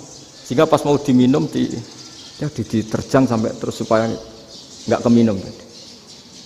Makanya Quran istilahkan anjing itu apa? Wa ma 'allamtum minal jawarihi mukallibin. Hewan piaraan yang kamu ajarin nanti sampai sepinter anjing. Makanya Ashabul Kahfi itu ketika ngajak anjing tadi, beliau tidur, anjing itu tidurnya bil wasit, wakal buhum basitun zira'aihi bil wasit. Jadi dia tidur dalam posisi siaga. Loh coba anjing itu nggak pernah sekolah, karena dia posisi menjaga, tidurnya itu kayak siaga gini. Bukan ngorok semadep ke atas terlentang, itu enggak. Andai kan dia tidur terlentang itu kan yang mau mengganggu kan, wah sunai turu, itu enggak. Dia tidur posisi siaga, makanya disebut lawit tolak ta'alaihim lawalaita minhum firoron. Kalau kamu melihat anjing itu pasti lari karena dia posisi siap merekam. Jadi tidur tapi posisi siap merekam. Jadi matanya tetap terbelalak kayak siaga. Padahal itu enggak diperintah, ya dia memang punya nalar untuk itu. Ini yang disebut wa ma 'allamtum minal jawarihi mukallibin. Dan dalam teori modern juga gitu. Tapi dalam hukum Islam yang dianut mazhab Syafi'i itu anjing tetap najis. Ya sudah najis ya najis, tapi ada mazhab lain yang mengatakan tidak najis. Tapi tidak usah ngurmat anjing, geger nanti kalau rektor kampus punya anjing. Tapi ilmu itu bagus untuk kelangenan kadang. Andai kan tidak ada mazhab Malik, maka kita kesulitan menceritakan Ashabul Kahfi yang hewan piaraannya itu anjing. Tapi misalnya anjing disucikan, kita juga nanti susah menjelaskan hadis Nabi malaikat itu tidak masuk rumah yang di situ ada apa? Anjing. Maka ilmu itu makanya kata Imam Sa'roni, sebagian ilmu itu memang kelangenan, tapi nggak boleh jadi praktek. Tapi harus ada. Misalnya begini, contoh paling gampang. Api dalam mazhab Syafi'i kan alat pensuci hanya dua, air dan tanah. Ya saya ulang lagi, air dan tanah, yaitu tanah untuk mensucikan najis anjing. Imam Abu Hanifah menambahkan api. Mazhab Syafi'i itu agak kesulitan ketika ada batu bata dibikin dari tanah-tanah yang bercampur kotoran. Mazhab Syafi'i akan kesulitan karena di situ ada najis yang jadi materinya bata. Hukumnya gimana kalau nanti dipakai masjid? Tapi barokahnya ada beberapa mazhab. Abu Hanifah mengatakan dan api. Jadi apa tadi air, tanah, api. Alasannya masuk akal. Ketika usatul mukminin, orang-orang mukmin yang ahli maksiat itu sebelum masuk surga, kalau dia dosanya banyak itu dibakar dulu supaya suci. Emas itu untuk memisahkan dengan materi lain juga harus dibakar. Berarti api termasuk alat. Artinya gini, batu bata yang materinya dari tadi najis sekalipun ini menjadi suci karena mengalami pembakaran. Tapi kata Imam Sa'roni, ilmu ini hanya sebagai ilmu. Jangan sampai kalau kamu mau wudhu gak ada air terus membakar diri lah, ini ribet kan. Jadi ilmu itu sebagian memang untuk kelangenan. Karena kita butuh. Andai kan tidak ada mazhab Abu Hanifah, maka kita akan kesulitan pakai bata. Kita tahu cara bikinnya kadang di tempat yang kotor, di tempat yang najis. Tapi karena ini ngalami dibakar, maka hukumnya suci menurut mazhab Abu Hanifah. Dan itu sering. Ulama itu sampai apa? Saya punya kitab fikih namanya Fardul Masail. Pengandaian ada masalah. Jadi masalah itu belum terjadi tapi diandaikan. Misalnya kayak di Texas. Bumi itu bulat bola. Texas itu kalau dibor itu pas Ka'bah. Lalu kiblatnya di mana? Bumi ini kan hanya rubuk-rubuk seperempat, yang ada arah itu seperempat. Tapi kalau Ka'bah itu sama Texas atau Texas dengan Ka'bah itu lalu kiblatnya mana? Mau sudah bebas arah. Maka ilmu mengatakan mara'ahul muslimuna hasanan fawa indahu hasanun. Kamu jangan nuruti ilmu hakikat tapi nuruti mindset. Kalau mainstreamnya orang banyak seperti itu, mindsetnya orang sana misalnya Ka'bah sana ya ikut sana. Tapi ini tidak mewakili hakikat karena kalau yang 380 derajat itu kan terus ribet. Makanya ini kesulitan di bab-bab fikih. Ya saya ulang lagi, kesulitan di bab-bab fikih. Makanya fikih itu selalu bicara misalnya gini, ada orang sholat. Saya ulang lagi. Setelah salam pertama dia kentut, itu sholatnya batal apa enggak? Itu lama berdebat. Yang dikatakan rukun sholat itu salam pertama, sehingga orang kalau sudah salam pertama, maka sudah keluar dari sholat. Maka kalau kentut enggak apa-apa, wong yang keluar dari sholat itu salam pertama. Tapi lalu pertanyaannya, kenapa Nabi salam 2 kali? Lalu yang kedua gunanya apa? Ribet kan, partai ini kalah pasti kalau ditanya gitu. Tapi kalau ditanya dibalik, sholat itu satu ibadah yang dimulai dengan takbir, yang diakhiri dengan salam. Berarti salam pertama itu pengakhir apa nunggu salam kedua? Pertama, di semua ulama bilang salam pertama. Kalau salam pertama sudah pengakhir, berarti pembatalan setelah itu nggak punya efek, nggak punya akibat. Itu kan ribet, debat fikih itu memang ribet. Fikih itu memang senam otak karena pertanyaannya mirip-mirip seperti itu. Nah, sampean milih mana? Milih salam pertama apa salam kedua? Pasti ulama milih salam pertama. Jadi anehnya fikih itu di situ. Misalnya orang mati, takbir itu berapa kali? 4 kali. Andai kan takbir 5 kali itu batal apa enggak? Satu ulama mengatakan 5 kali itu batal. Karena rukunnya sholat jenazah itu takbir 4 kali. Berhubung ini rukun, kalau nambahi ke 5 berarti menambahkan rukun. Kayak kamu sholat rukuk 2 kali kan batal, sujud 3 kali batal karena menambahkan apa? Rukun. Berarti kalau takbir 5 kali batal. Tapi pertanyaannya, takbir itu adalah wiridan biasa, sehingga kalau ditambahkan nggak punya akibat batal. Jadi perdebatan ulama itu kadang ya lucu. Kayak kemarin Pak Haris pas pertama bertamu ke sini mau ngundang saya tak ceritain. Dulu sholat jenazah itu pasti mayit di depan. Karena lazimnya sholat jenazah itu mayit di depan. Tapi mulai dulu ulama sudah berpendapat, andai kan jenazahnya di belakang pun tetap sah. Fa innal janazah laisat bi imamin. Karena jenazah itu tidak imam. Kenapa harus di depan? Oh, tidak imam kok harus di depan. Itu mulai dulu. Sehingga ketika Arab Saudi pernah mengalami tragedi, ada orang yang dibungkus kayak mayit, ternyata senjata. Setelah di dekat Ka'bah dipakai. Dulu tragedi tahun berapa itu? Pokoknya pernah ada tragedi itu. Semenjak itu Arab Saudi kalau ada orang mati tetap di kamar mayit, terus ada sholat jenazah. Padahal mayitnya di belakang yang jamaah. Jadi meskipun kita tidak akan bikin ajaran baru jenazah di belakang, ya tidak keren, kasihan kan. Tetap biasanya di depan ya di depan. Tapi meskipun jenazah ini di depan, kita tetap berpendapat, andai kan di belakang tetap sah, tapi nggak usah dipraktekkan. Nah, pentingnya ilmu ini begini. Saya misalnya di Rembang, boleh nggak nyolati ghaib jenazah yang di Surabaya? Boleh kan? Padahal yang kita solati di belakang. Jadi ilmu itu penting. Cocok tidak cocok, namanya ilmu itu penting. Terus ada gini lagi pertanyaan di fikih. Memang saya sengaja akan ngaji fikih. Kalau ngaji intelektualitas orang Muhammadiyah juara lah. Tapi ini ngaji fikih. Ada orang sarongnya itu pas sampai lutut. Kalau berdiri lututnya tertutup. Tapi nanti kalau ruko agak jengking lututnya terbuka.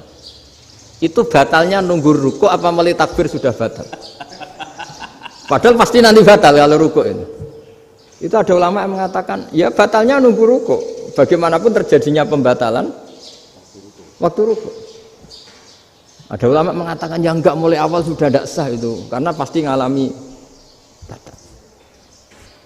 Nah, pertanyaan-pertanyaan seperti itu penting karena lalu Allah menilai apa? Ya nilai niatnya. Misalnya gini, kalau contoh itu mungkin Anda tidak tertarik, tapi contoh begini.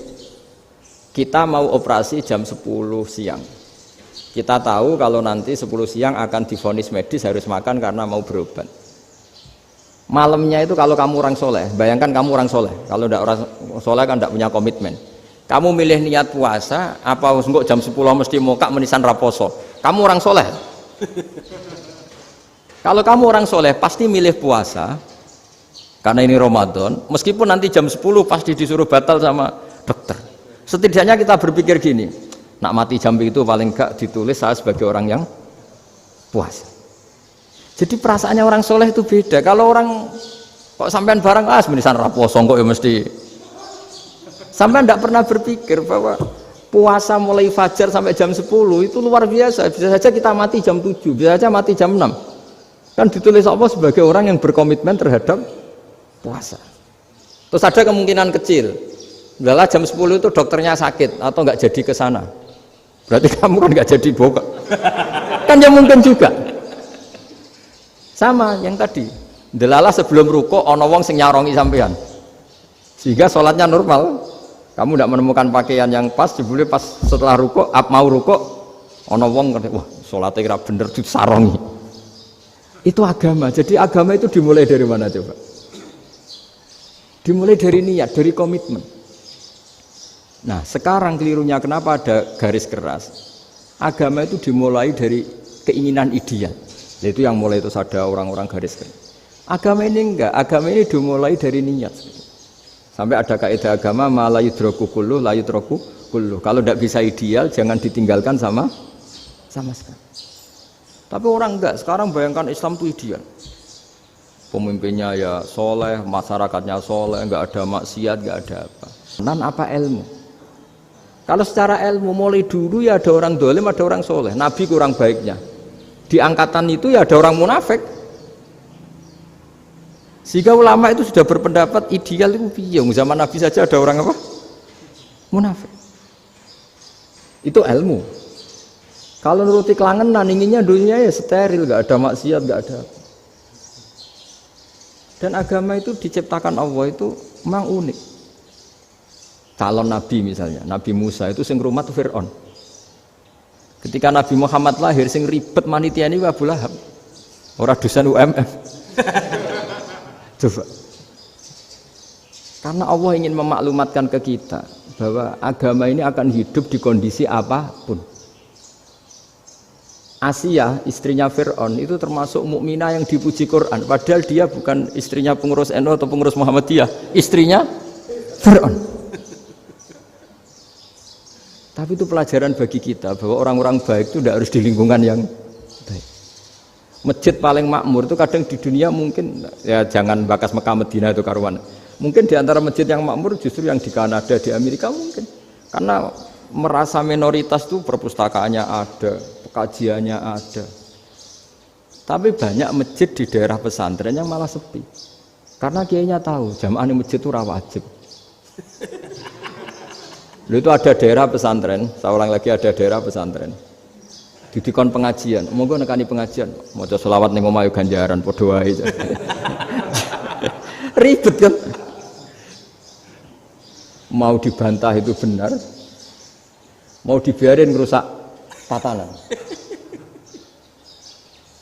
Jadi saya mohon sekali ya, jadi ilmu itu diperbandingkan supaya perbedaan-perbedaan itu biasa.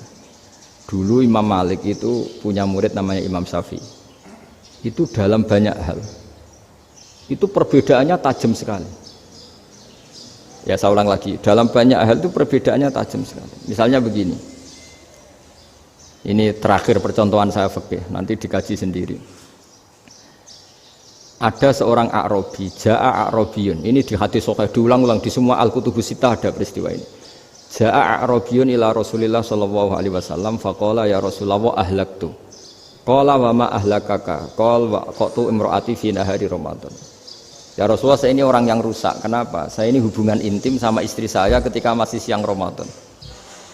Singkat cerita orang ini dihukum berat sama Nabi. Hukumannya adalah karena dia membatalkan puasa ketika dengan hubungan intim. Sama Nabi dihukum, kamu harus merdekakan budak. Wah, tidak mampu ya Rasulullah, saya tidak punya budak. Jadi ini bukti bahwa agama ini sangat sosial sehingga sebagian kafaroh harus memerdekakan budak. Kamu kalau gitu puasa 2 bulan. Yang baru puasa 2 hari aja kecelakaan malah disuruh puasa 2 bulan. Ya sudah kamu ngasih makan 60 orang miskin. Saya ini orang paling miskin. Kok jadi sudah miskin agak hiper lah orang itu. Poso-poso kok gitu. Itu kata ulama, kalau orang Jawa gak mungkin makanannya tempe mendoan, gak mungkin itu. Di Jawa itu gak mungkin lah ada orang batal puasa karena hubungan intim. Ada istrinya gak cantik, cerewet, sang lanang mangane mendoan, itu tidak mungkin, kecelakaan itu tidak mungkin. Tidak mungkin itu. Tapi kalau Arab mungkin karena makanannya daging. Singkat cerita, terus pertanyaannya gini. Kalau batal biasa itu kan bayarnya puasa 1 hari. Kalau batal, tapi kalau batal pakai hubungan intim, pakai jima kalau dalam bahasa fikih, itu kafarohnya berat, yaitu merdekakan budak atau puasa 2 bulan berturut-turut. Pertanyaannya gini, jima istri itu boleh loh tidak zina. Saya ulangi, jima istri itu boleh loh tidak zina. Itu kan hukumannya berat. Nah terus Imam Malik berpikir kalau gitu tidak harus jima dong. Poso-poso, ora ana uzur, ora ana apa terus nyate. Esuk mangan bakso. Tanpa ada alasan syar'i. Hukumnya harus sama dong. Karena jima hukumnya boleh, berarti semua iftar, semua pembatalan puasa yang tidak ada uzur syara' maka hukumnya sama, yaitu sanksinya sama. Masuk akal enggak? Masuk akal dalam mazhab Imam Malik. Dalam mazhab Syafi'i enggak. Mulai dulu jima itu beda. Kayak mertamu nggone wong mangan itu oleh, tapi nak nggo bojomu mbok jima niku wis nemen ngawure lah. Tetep beda. Dari Imam Syafi'i itu pokoknya beda, jima sama makan itu beda. Lah ya terus setelah itu terus ada pertanyaan. Bagaimana kalau makan dulu baru jima? Ribet kan? Makanya itu sampai dibabkan Kitabul Khilafil Fiqhi, bab merekayasa fikih. Makanya itu perdebatannya orang Hanafi sama Imam Syafi'i juga sama. Ada orang jam segini lapar sekali, kalau langsung makan kan kena sanksi.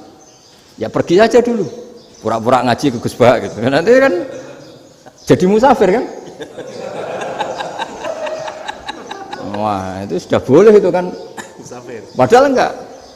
Memang dia pergi itu karena supaya bisa makan. Mau enggak kepikiran ngaji, kok tahu-tahu ingin ngaji. Mumpung Ramadan nah makanya dibabkan. apakah boleh merekayasa fikih? Tapi fikih bisa apa coba? Dengan status kamu musafir, ya memang boleh iftar, boleh berbuka. Lah itu terjadi terus perdebatan ulama menyangkut fikih. Karena memang masalah furu'iyah. Sehingga termasuk perdebatan kita dalam perilaku. Misalnya adat orang NU kalau habis salam itu menghadap ke kiblat karena arah terbaik itu kiblat. Tapi sebagian orang Muhammadiyah atau mungkin semuanya menghadap ke makmum. Itu memang teks hadisnya itu kita yang meneliti hadis itu semua syarah itu berdebat. Nabi memuji kiblat itu arah terbaik, oke. Tapi di bab itu Nabi itu aqbala alaina, menghadap ke kita. Lalu pertanyaannya, kenapa menghadap ke kita? Ada mengatakan karena Nabi memang punya tradisi kadang ngendikan. Ya tentu dulu istilahnya tidak kultum, nggak ada istilah itu dulu. 7 menit itu nggak ada. Tapi ada ulama yang analisis begini, termasuk kitab Fathul Bari. Nabi itu tokoh sentral, taruh lagi Nabi itu tokoh sentral. Ini kata kitab Fathul Bari, bukan kata saya. Nah, orang-orang yang imamu qaumi, orang-orang yang jadi imam di daerah masing-masing, tetap kalau sholat itu ikut Nabi. Ikut Nabi setelah salam langsung pulang. Jadi sebetulnya salam langsung pulang itu ya ada sejarahnya karena dia mau jadi imam di daerahnya. Nah, tidak kebayang kalau Nabi itu madhep kiblat. Kalau Nabi madhep kiblat, orang yang masbuk yang barusan datang pasti langsung usolli misalnya fardhul isya'i misalnya. Terus makmum Nabi, padahal Nabi sholatnya sudah selesai. Jadi intinya gini kata Fathul Bari, imam setelah salam itu harus bikin gerakan atau omongan atau apa saja yang menunjukkan kalau sholatnya selesai.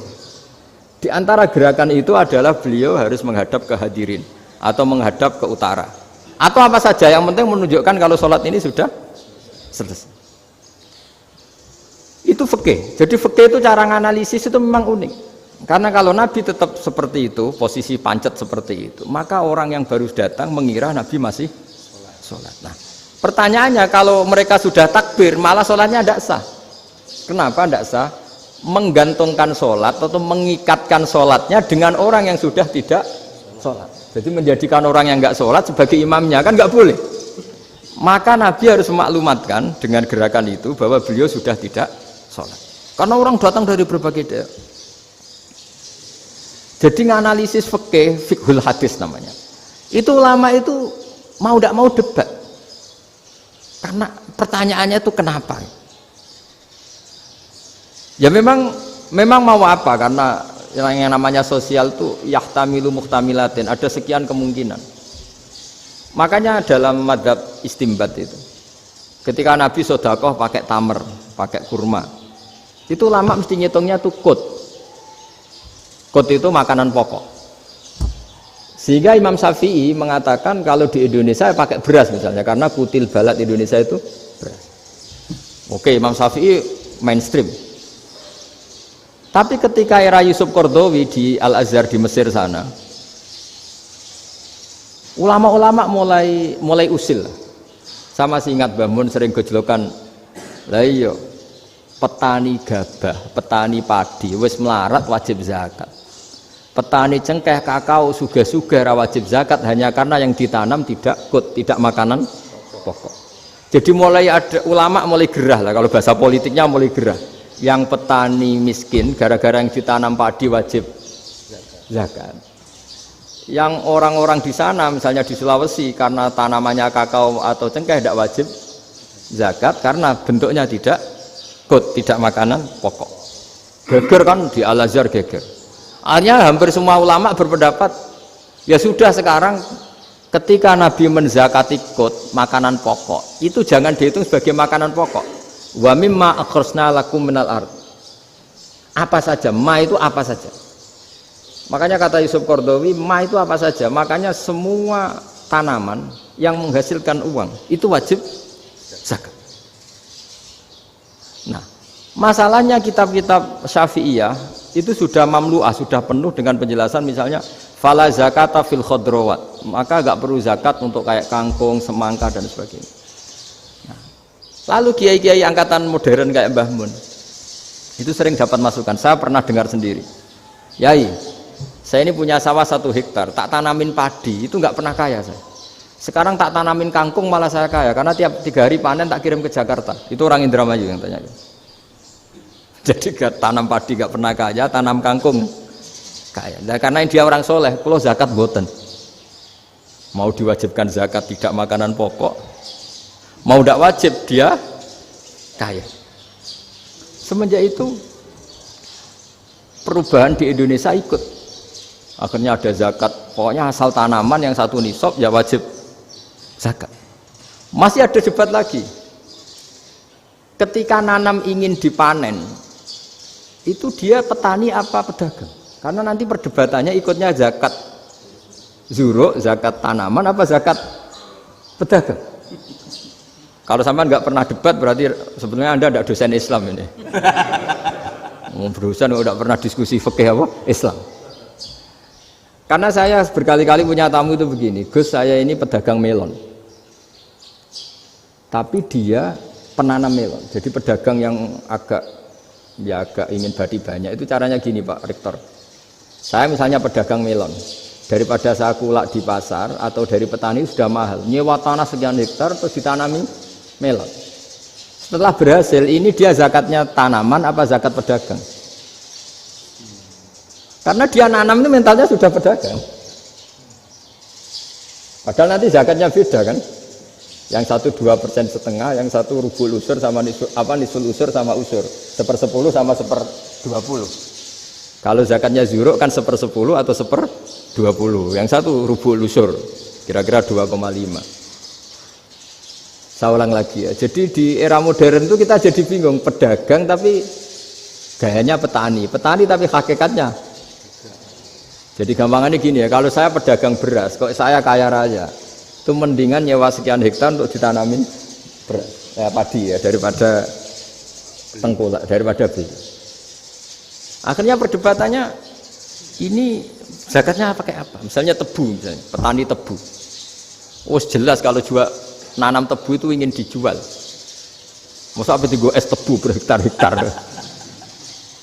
Lagi kira-kira kalau menurut jenengan ini zakatnya zakat apa? Tijarah apa zakat tanaman?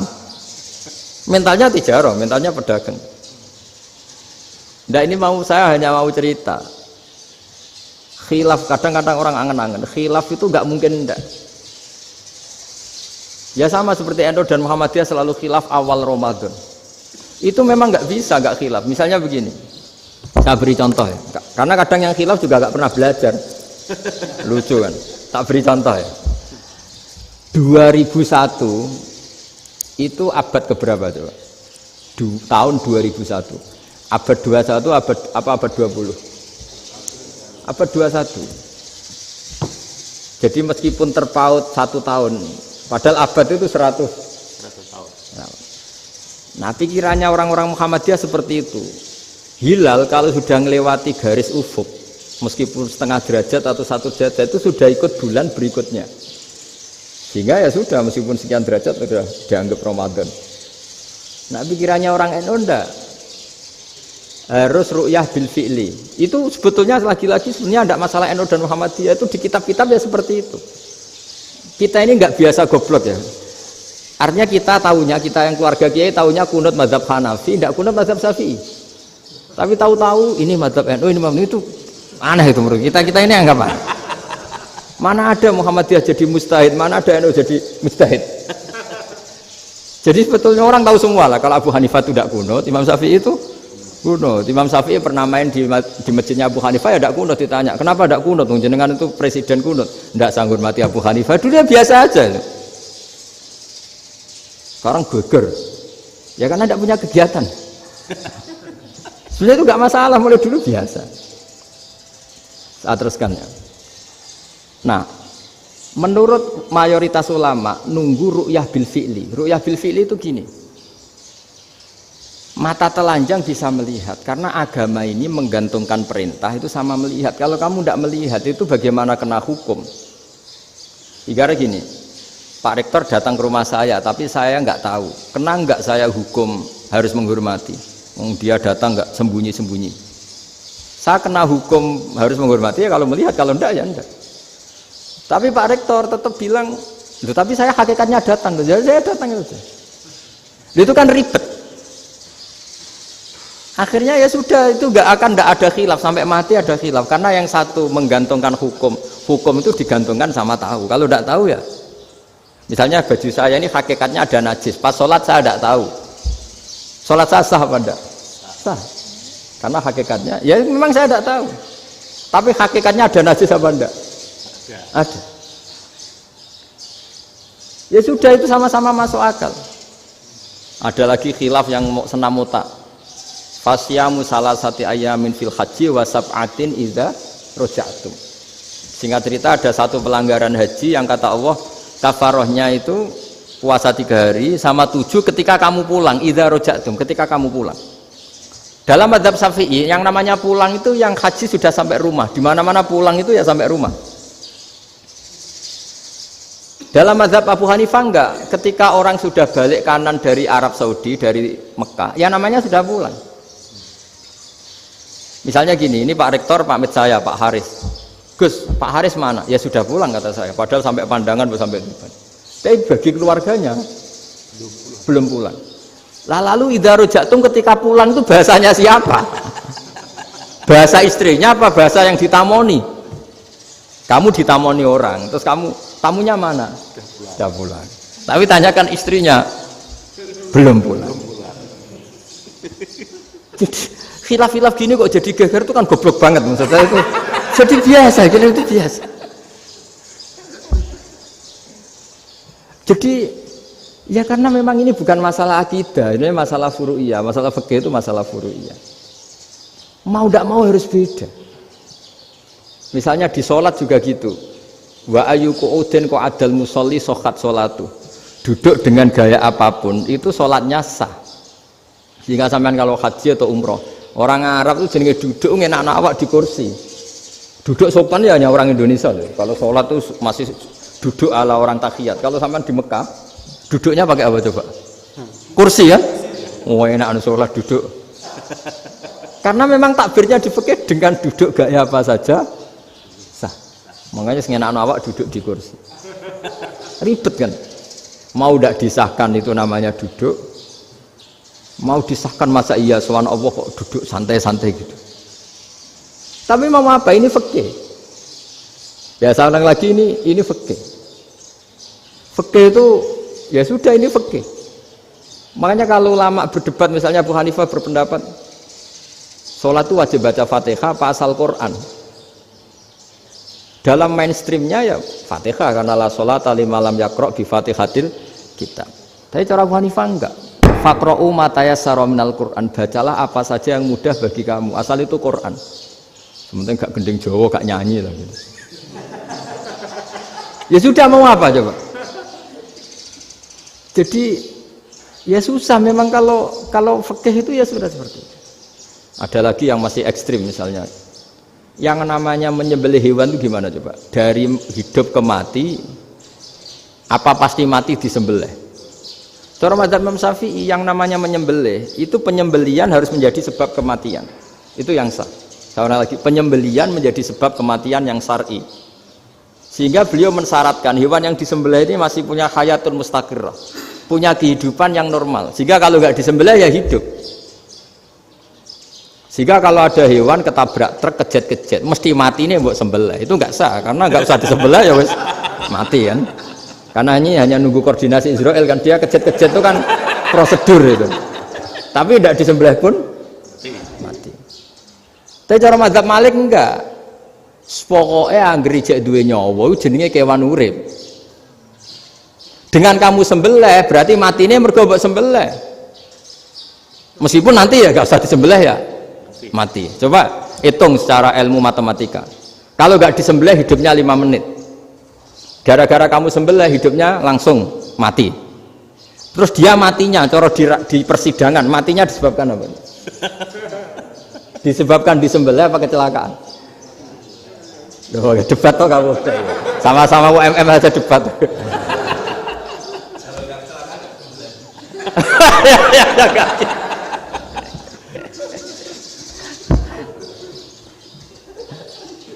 Loh, saya pernah mas ngalami nyata itu, saya jalan-jalan sama anak saya pakai motor, sampai di jalan raya gitu ada ayam jago ketabrak mobil, kejet-kejet. Orangnya tanya, Gus ini halal tau ora? Wis kanggo kon halal lah. Suatu saat dia nggak terima kan, tanya, kenapa Gus? Ya nak kiai ra pantes, masuk kewan mesti mati nek tak sembelih. Nak kiai pantes kata. Karena aku tahu kamu tuh gak kiai, mesti motifnya itu mergo jago, jajal cilik gak mau tak kokno. Adekan ayam itu bayi kan gak ditanyakan. Kejat-kejat mati rak lah wong cilik wae. Tapi masalahnya ini kan jago. Eman ya. Tapi secara fikih pertanyaannya tadi, hewan yang sudah tidak punya hayatun mustaqirrah, dia hanya punya al-hayat al-ittiroriyah, dia punya harokah ittiroriyah, dia mati kejat-kejat, memang prosedur mati harus seperti itu. Mbok kecelakaan kayak apa, kalau mati kan kejat-kejat dulu. Nah ketika kejat-kejat ini pertanyaannya ini kan hidup apa mati namanya?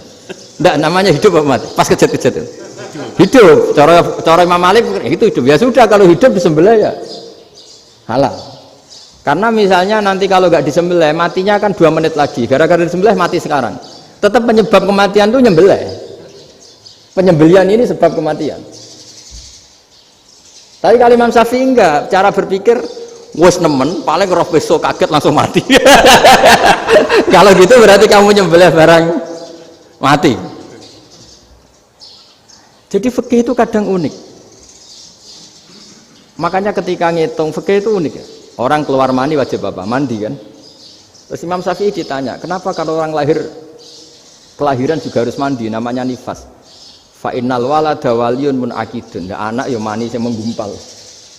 Bedanya apa anak dengan mani itu? Jadi fikih itu kadang lucu, di rumah-rumah tenan juga lucu. Keluar mani wajib mandi. Berarti kalau keluar anak ya wajib mandi, karena hakikatnya anak adalah mani yang mengkristal. Terus usia sudah di dosan macam-macam itu kan hakikatnya mani. Itu fikih. Nah terus ditanya, kenapa kalau lahir langsung mati tidak wajib disolati? Ya jawabannya Mas Syafi'i lucu. Di mana-mana sholat itu nyolati mayit. Yang namanya mayit itu pernah hidup terus mati. Kalau itu ndak mayit ya sudah. Jadi kadang, nah iya kan disebut sholat mayit. Yang namanya mayit itu apa? Pernah hidup. Nah ini kan ndak pernah hidup. Maka ya sudah seperti itu. Jadi nggak khilaf itu ndak mungkin. Nah, kalau qit'atul lahmin, kalau hanya potongan daging, mungkin wah itu tidak manusia karena qit'atul lahmin. Sekarang pertanyaannya, kalau sudah berbentuk manusia, meskipun tidak pernah hidup, nah ini mulai perdebatan karena melihat tidak pernah hidup itu nggak memenuhi syarat, tapi melihat ini sudah suratu adamiyin, bentuknya sudah.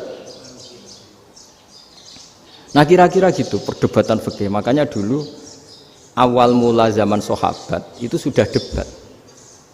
Masyhur kan, Nabi ada kontingen ke Bani Quraidah. Ya kalau kira-kira saya minta Pak Rektor kamu jangan, kalau ke Malang jangan sholat asar kecuali sampai Tuban.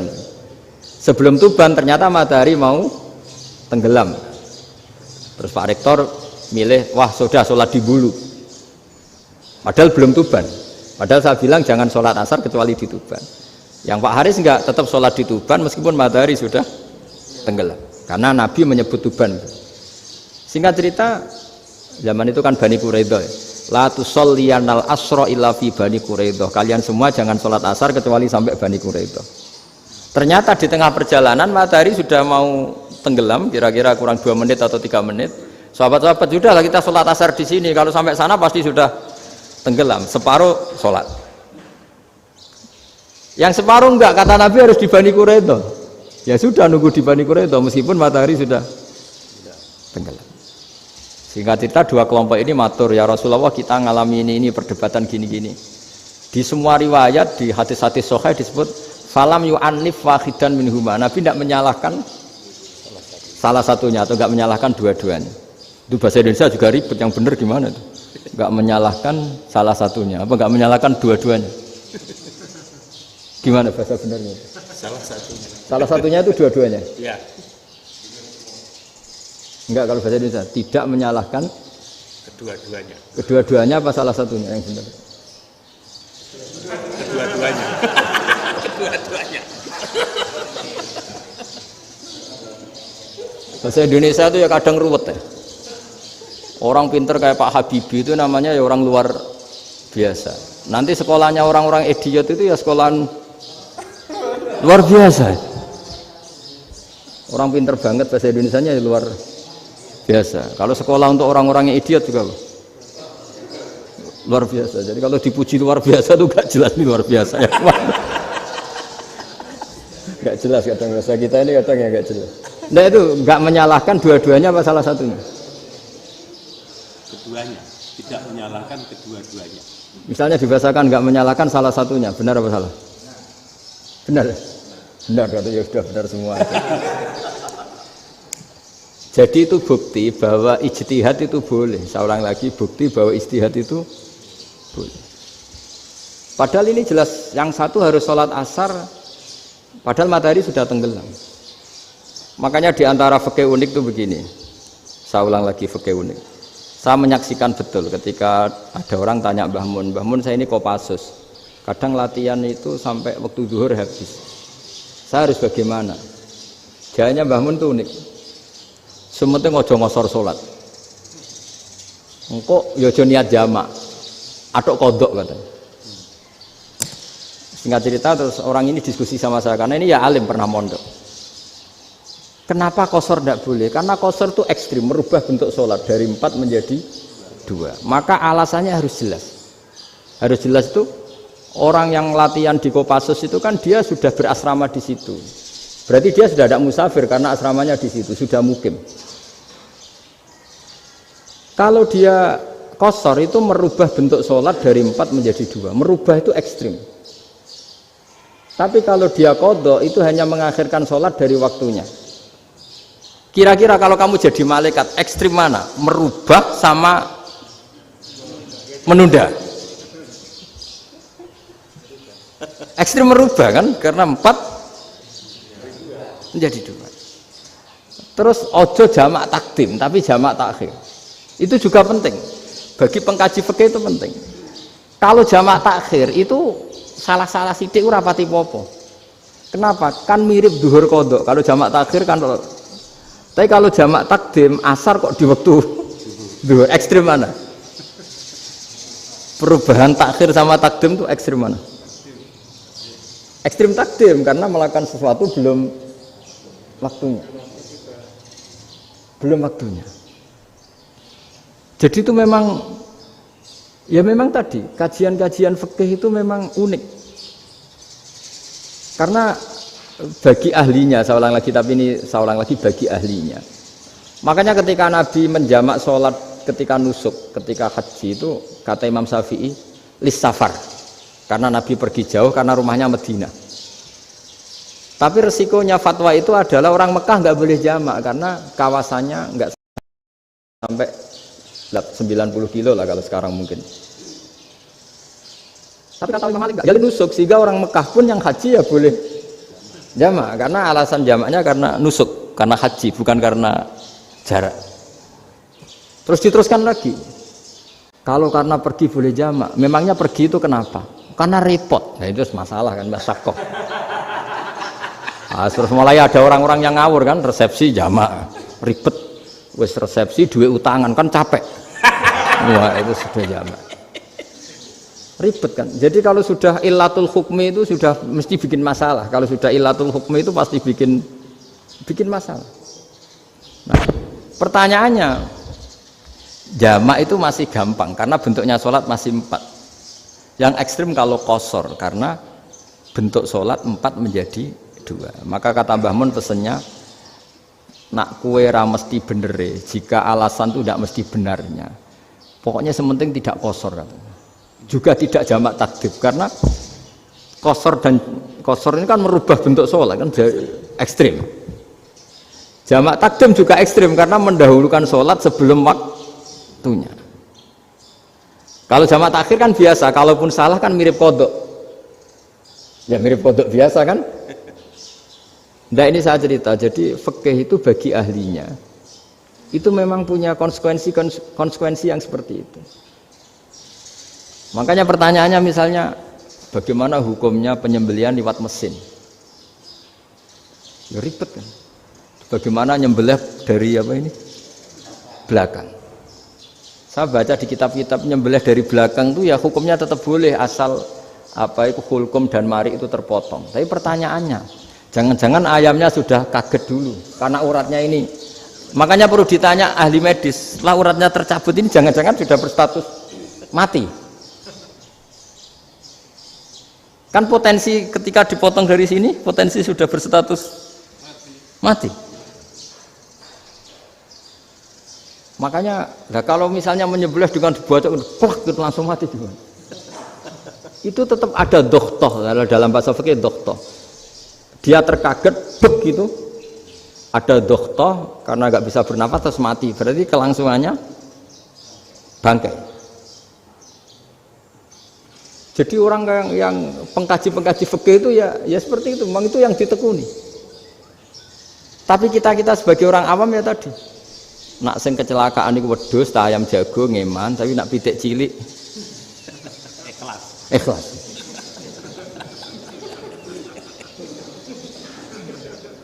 Makanya ada pertanyaan orang-orang, saya pernah ditanya itu ya bingung tenan. Gus, kalau ada orang mati oplosan misalnya, jenengan datang sholat enggak?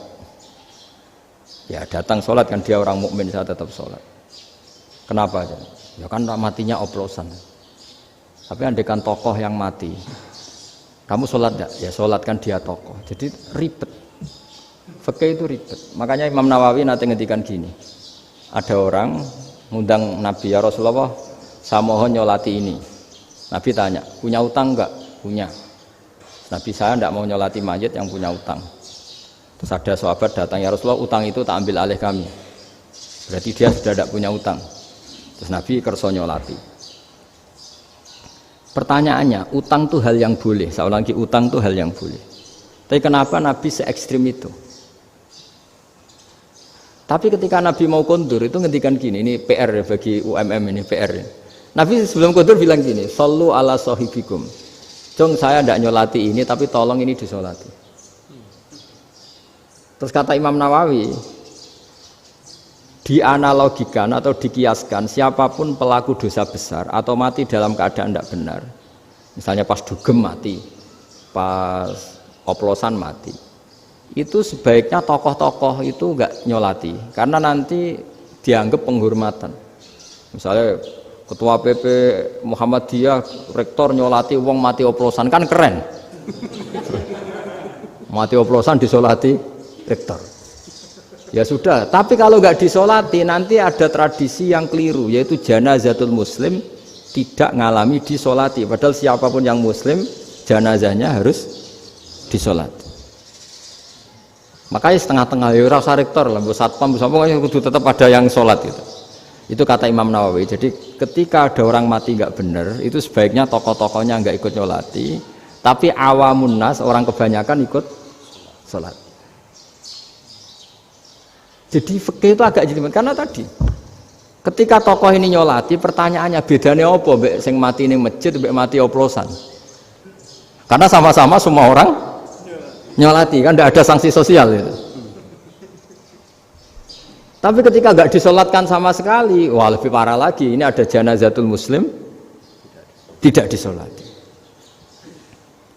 Sehingga kata Imam Nawawi, ini hebatnya Nabi tengah-tengah. Jadi Nabi kundur, jong saya tidak nyolati, tapi sallu ala sahibikum. Ya tapi ini kamu harus nyolati. Kata Imam Nawawi, orang yang mati bunuh diri, orang yang mati oplosan, orang mati secara enggak benar itu asal dia muslim tetap wajib disolati karena sholat ini hakul muslim. Kan seorang muslim diantara haknya apa? Ketika mati dikafani, dimandikan, disolati. Tapi ini masalahnya matinya pas murtakibul kabiroh, pas melakukan dosa besar, dan itu sebab kematiannya. Kalau dia oplosan kan sebab matinya ya karena oplosan, ya kan terus ribet mau disolati oleh, apalagi misalnya kita ketua ulama punya terkenal wali, wah keren mati oplosan itu disolati wali, kan ribet kan. Nanti yang repot malaikatnya itu ya, ini yang nggak kata bahaya. Saya pernah baca kitab itu yang repot malaikatnya. Itu ada yang bilang gini, orang yang punya hutang itu pasti nanti hisabnya berat, diaudit malaikat sampai bisa nyaur hutangnya.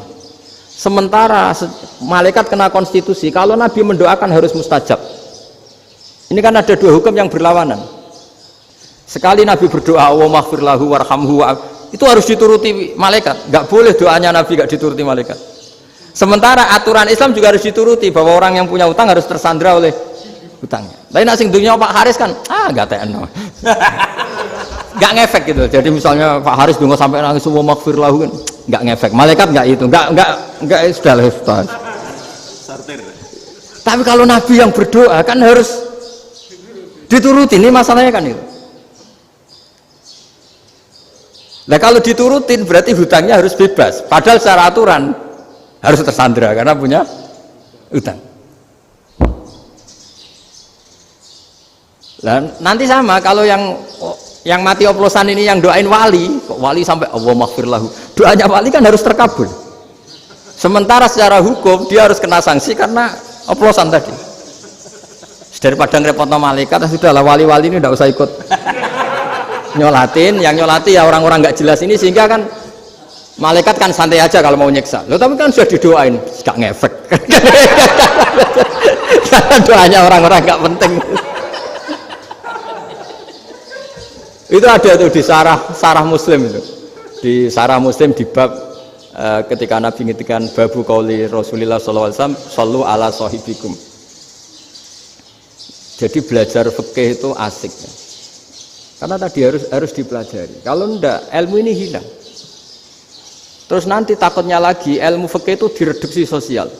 Terus misalnya gini, pepe wong cilik wae kiai-kiai ra gelem nyolati. Orang melihatnya ini karena yang oplosan wong cilik melarat ra disolati. Jajal bupati ya disolati, mergo amplopnya gede-gede. Kan terus ruwet kalau dianalisis gitu kan ruwet. Makanya kenapa saya harus ngomong fikih supaya semuanya itu enggak didudukkan urusan sosial itu. Nah kalau semuanya didudukkan sosial kan sentimennya sentimen sosial, ribet. Padahal yang sering mati oplosan itu kan ngomong cilik gitu loh, karena tadi kalau wong sugih kan pakai whisky yang mahal yang insya Allah tidak mati kan gitu. Yang mati kan ya mergo Pertos macam-macam itu kan. Artinya ini kalau nggak diterangkan secara fikih, kiai-kiai yang nggak datang dikira masalah sosial kan. PP salam tempel era gede terus nggak datang kan, terus jadi ribet.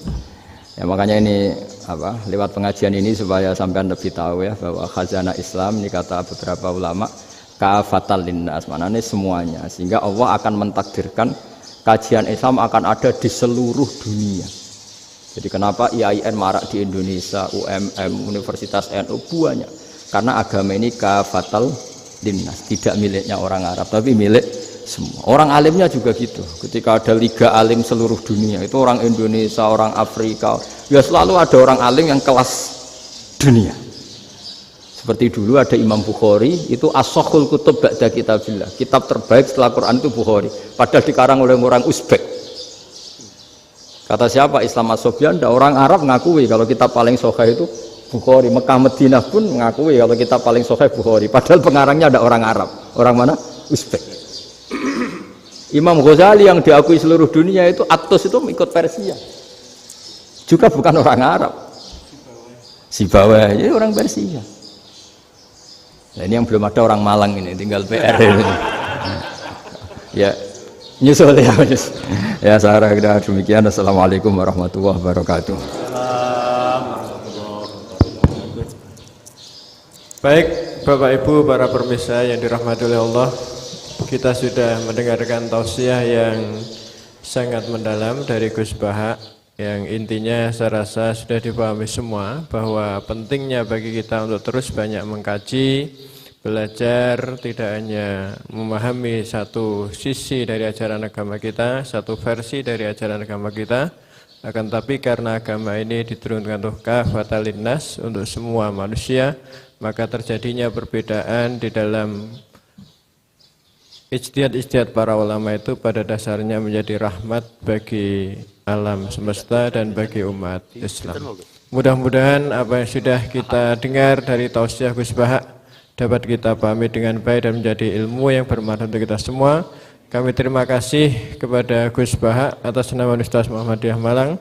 Mudah-mudahan jalinan silaturahim antara UMM dengan Pondok Gus Bah ini terus senantiasa bergulir dan menjadi bagian dari upaya kita bersama untuk meneguhkan Islam yang rahmatan lil alamin. Demikian saya rasa pengajian kita pada pagi sampai siang hari ini. Kurang lebihnya minta maaf. Wallahu a'lam bishawab. Kita tutup dengan bacaan hamdalah. Alhamdulillahirabbil alamin. Subhanakallahumma bihamdika asyhadu an la ilaha illa anta astaghfiruka wa atubu ilaik. Wa sallallahu ala Muhammadin wa ala alihi washabbihi ajmain. Walhamdulillahirabbil alamin. Wassalamualaikum warahmatullahi wabarakatuh.